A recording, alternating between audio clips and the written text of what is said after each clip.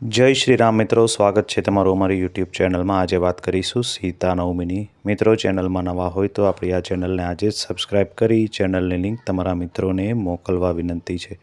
મિત્રો, ચૈત્ર માસમાં આવતી રામનવમીના 1 મહિના બાદ વૈશાખ માસમાં સીતા નવમી આવે છે। શાસ્ત્રો અનુસાર જ્યારે શુભયોગ એટલે કે પુષ્પ નક્ષત્રમાં ભગવાન રામનો જન્મ થયો હતો અને એ નક્ષત્રના પ્રભાવથી માતા સીતાની પણ ઉત્પત્તિ એટલે કે તેનું પ્રાગટ્ય થયું હતું એવું માનવામાં આવે છે। આજે વૈશાખ શુક્લ પક્ષની નવમીની તિથિ છે। આજે માતા સીતાનો પ્રાગટ્ય ઉત્સવ આપણે ઉજવીશું।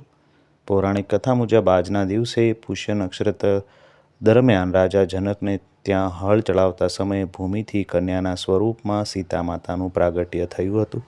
આ જ કારણ છે કે આજનો દિવસ એ સીતા નવમી તરીકે પણ આપણે ઓળખીએ છીએ। સાથે સાથે એને જાનકી નવમી પણ કહેવામાં આવે છે। આજના પૂજા માટેનો સમય જાણીએ તો મધ્યાહન કાળનો સમય એ શુભ માનવામાં આવે છે। શુભ મુહૂર્ત સવારે 10:59 એટલે કે 11 વાગ્યાથી બપોરે 1:38 સુધી રહેવાનું છે। નવમીની તિથિ કાલે 24 એપ્રિલે સાંજે 6:14 સમાપ્ત થશે। 25 એપ્રિલે સાંજે 4:30 કલાક સુધી આ તિથિ રહેવાની છે। મિત્રો, આજનો દિવસ એ વિશેષ ફળદાયી છે। આજના દિવસે કરેલી ભગવાન શ્રીરામ અને મા સીતાની પૂજાનું ફળ અનેક ગણો આપણને પ્રાપ્ત થાય છે। આજના દિવસની પૂજા વિધિ જાણીએ તો વહેલી સવારે સ્નાન કરી માતા સીતા અને ભગવાન રામની સામે વ્રતનો સંકલ્પ લેવો। ત્યારબાદ ચોકી પર લાલ અથવા પીળું કપડું પાથરી એ ભગવાન શ્રી રામ અને મા સીતાની પ્રતિમાને સ્થાપિત કરવી। આજના દિવસે પંચામૃત અને ગંગાજળથી તેમનો અભિષેક કરવો। ત્યારબાદ માતા સીતાને શૃંગારની સામગ્રી અર્પણ કરી પીળા ફૂલ, તલ અને તેલ અથવા ઘીનો દીવો કરી આરતી કરવી। મિત્રો, આજની પૂજાની ધાર્મિક માન્યતા એવી છે કે આજના દિવસે વ્રત રાખવાથી પૃથ્વીદાન સમાન પુણ્ય ફળની પ્રાપ્તિ થાય છે। સુહાગણ મહિલાઓ પતિના લાંબા આયુષ્ય માટે સુખદ વૈવાહિક જીવન માટે અનુષ્ઠાન કરે છે અને જે જાતકોના વિવાહમાં તકલીફ હોય, બાધા હોય, તે આજે જો મા જાનકીની સ્તુતિ કરે તો તેના માટે પણ વિશેષ પ્રકારના ચમત્કારની પ્રાપ્તિ થાય છે। મિત્રો, સીતાનવમીનું મહત્ત્વ જાણીએ તો શાસ્ત્રો અનુસાર સીતાનવમીનું મહત્ત્વ જેટલું છે એટલું જ રામનવમીનું મહત્ત્વ છે। માતા સીતા એ લક્ષ્મીજીનો અવતાર મનાય છે, માટે આજના દિવસે પૂજા કરવાથી ઘરમાં સુખ, સમૃદ્ધિ અને શાંતિનો વાસ થાય છે।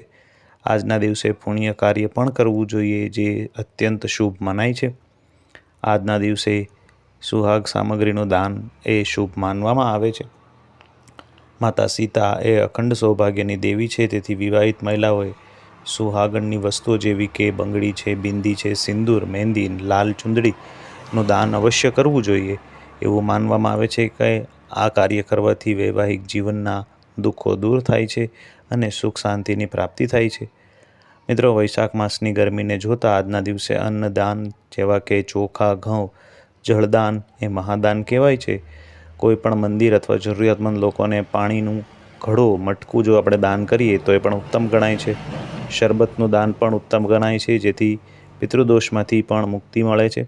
મિત્રો, આજના દિવસે પીળી વસ્તુઓનું દાન પણ કરી શકાય। ભગવાન રામ અને માતા સીતાને પીળો રંગ અત્યંત પ્રિય હતો, એટલે પીળી વસ્તુઓ જેમ કે ચણાની દાળ છે, હળદર છે, પીળું વસ્ત્ર છે, પીળા ફળ છે જેમ કે કેળા વગેરેનું દાન કરવાથી કુંડળીમાં ગુરુગ્રહ મજબૂત બને છે।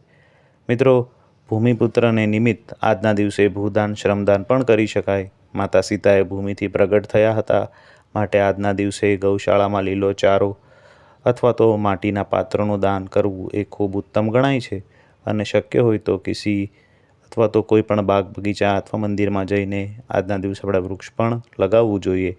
તેને એક જીવંત દાન પણ ગણવામાં આવે છે। મિત્રો, સાથે સાથે આર્થિક સમૃદ્ધિ હોય તો આજના દિવસે નાની ચાંદીની કે ચાંદીના સિક્કાનું દાન એ લક્ષ્મી માતાને પ્રસન્ન કરવા માટે કરવામાં આવે છે, તો એ પણ આજના દિવસે શુભ માનવામાં આવે છે। મિત્રો, સીતાનવમીની પૌરાણિક કથા જાણીએ તો મારવાડ ક્ષેત્રમાં એક વેદવાદી અને શ્રેષ્ઠ ધર્મ ધુરંધર બ્રાહ્મણ રહેતા હતા, જેનું નામ દેવદત્ત હતું અને બ્રાહ્મણને ખૂબ સુંદર, ગર્વિત એક પત્ની હતી, જેનું નામ શોભના હતું। બ્રાહ્મણ દેવતા એ પોતાના જીવન નિર્વાહ માટે દરેક ગામમાં જઈ ભિક્ષાવૃત્તિ કરતા હતા। આ જગ્યાએ બ્રાહ્મણી એ કુસંગતની અંદર ફસાઈ ગઈ અને વ્યાભિચારની પ્રવૃત્તિમાં પ્રવૃત્ત થઈ ગઈ। પૂરા ગામમાં તેની નિંદા થવા લાગી, ચર્ચા થવા લાગી. ચર્ચા થવાથી એ દુષ્ટાએ ગામને સળગાવી દીધું.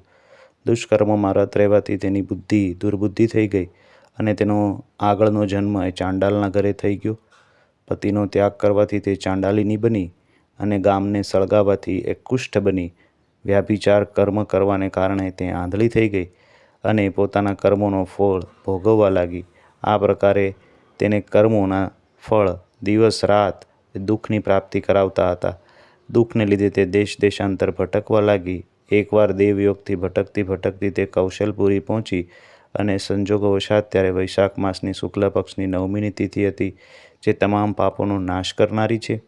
સીતા નવમીના પાવન અવસર પર તે ભૂખ અને તરસથી વ્યાકુળ થઈ દુખિયારી પ્રાર્થના કરવા લાગી, હે સજ્જનો, મને કૃપા કરીને કંઈ ભોજન આપો, હું ભૂખથી મરી રહી છું.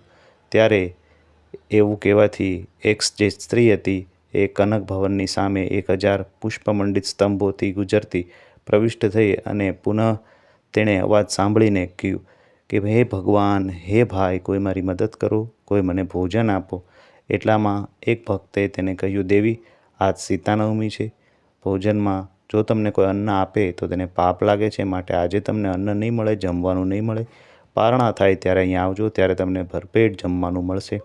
પણ તે માની નહીં અને બહુ કહેવા માટે ભક્તએ તેને તુલસી અને જળ આપ્યા અને આ પાપીણી એ ભૂખથી મરી ગઈ. પરંતુ અણજાણતા જ એણે સીતાનવમીનું વ્રત કરી લીધું અને તે પરમ કૃપાની પ્રાપ્તિ પામી અને ભગવાનની પ્રાપ્તિ સીતાજીના વ્રત કરવાથી તેને તમામ પાપોમાંથી મુક્તિ મળે છે અને તે પાપમાંથી દૂર થઈ નિર્મળ થઈને આનંદપૂર્વક અનંત વર્ષો સુધી પોતાનું જીવન જમે છે. તત્પશ્ચાત કામરૂપ દેશના મહારાજ જયસિંહની મહારાણી કામકલાના નામથી તે વિખ્યાત થઈ. જાતિસ્મરા અને મહાન સાધ્વી પોતાના રાજ્યમાં અનેક તેણે દેવાલય બનાવ્યા અને જેમાં જાનકી રઘુનાથની પ્રતિમા પણ તેણે નિર્માણ કરાવી. આ દિવસથી જાનકી સ્ત્રોત, રામચંદ્રષ્ટકમ, રામચરિતમાનસના પાઠ કરવાથી મનુષ્યના તમામ કષ્ટો દૂર થાય છે. અતઃ સીતાનવમી પર જે શ્રદ્ધાળુ માતા જાનકીની ભાવથી પૂજા વિધિ કરે છે તેના તમામ પ્રકારના પાપ દૂર થઈ તેને સુખ સૌભાગ્યની પ્રાપ્તિ થાય છે. તો મિત્રો, વિડીયોને અહીંયા પૂર્ણ કરીએ છીએ. વિડીયો ગમ્યો હોય તો લાઈક કરી સબસ્ક્રાઈબ કરજો. ધન્યવાદ. જય શ્રી રામ.